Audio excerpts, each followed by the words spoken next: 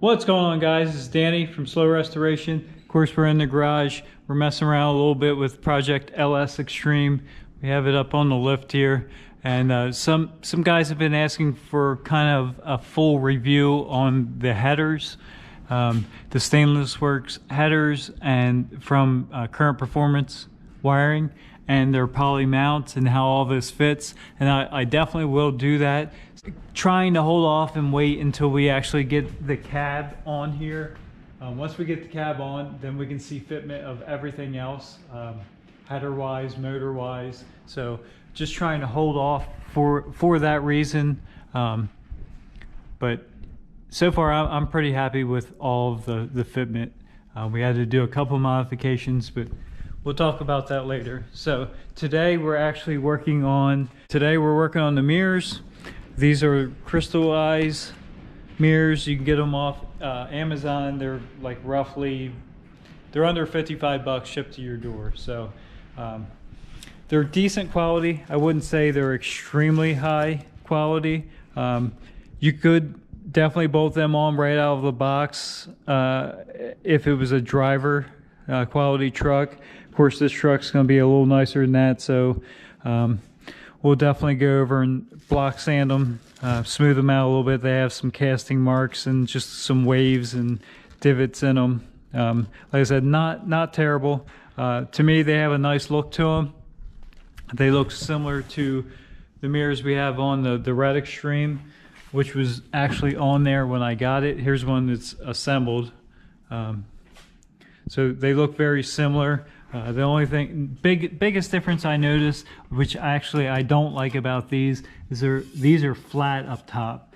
And if you look at these, they actually have a little bit of crown across the top, and the material seems to be a little bit thicker on these, which is good. These are a little bit flimsy. So, they're not show quality right out of the box. Like I said, they definitely need some work.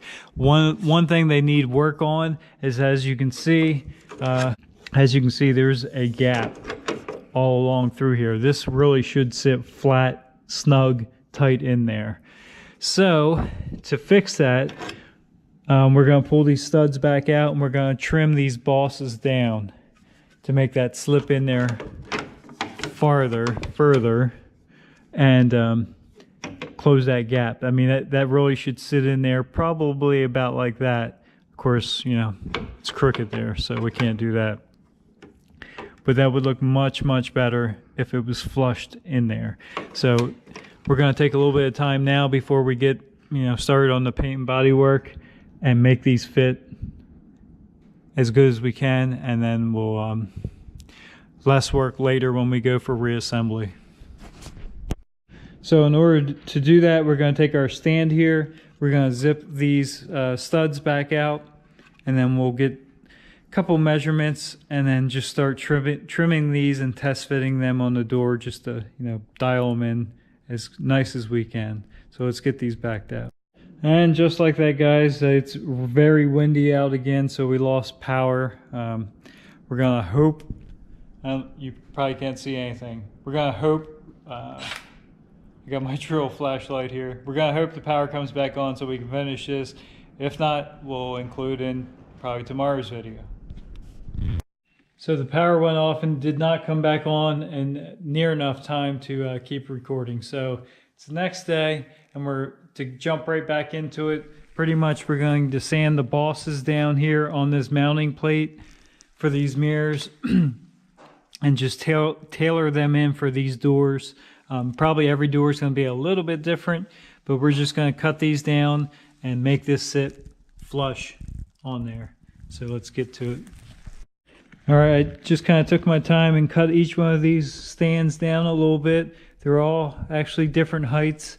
I would cut one, test fit it, trim it more, and just get them dialed in to where we need it. Now, the next thing we have to do is actually put these studs back in. They will space it out a tiny bit. So we'll put these in and test fit it and make sure we're still looking good. Just took this cutoff wheel, and it cut that plastic really nice and easy. Some of them you actually had to cut a chunk off. Other ones you just kind of shave it on the edge there a little bit, and it worked out really good. And with the studs back on there, I test fitted this again, and everything's looking good. You probably can't see it, but there's actually a tapered side on this, and it sucks right into it, hits the weather stripping, and on this front edge, as you can see, there's no gap at all. It's not tightened up, so I have to push on it, but it's fairly uniform from the top to the bottom. Obviously, we're not going to run these vent visors, so I just peeled it loose a little bit and put this under it until we get all that taken out. But so far this one's looking good. Really didn't take that long to do, but definitely makes a huge difference. So we're going to get this other side dialed in, and we'll show you the finished product. And there we have the finished product. Like I said, we're not keeping these. I just left them on for the time being to speed things up. Pretty nice uniform gap around. You can see right there that taper part sucks in and touches the weather stripping all the way up through. So overall, after we adjust them, a very nice fit. To me, it's a nice looking mirror. Like I said, definitely better than this elephant ear thing that came off there. Doesn't look terrible in the black. Like I said, driver quality for sure. You could bolt these on and go with it. For our need, we'll definitely have to body work those a little bit, at least primer and block them a couple times. But I think overall quality is pretty good. They're strong. They're not all floppy or anything like that. So my review of the crystallized sportage mirrors for the S10, out of the box, not perfect, but definitely workable. And I would definitely buy them again. So guys, we lost a little bit of time with the power outage there, but I think that's going to be good enough for our video. And thanks for stopping by. Please subscribe. Have a good day.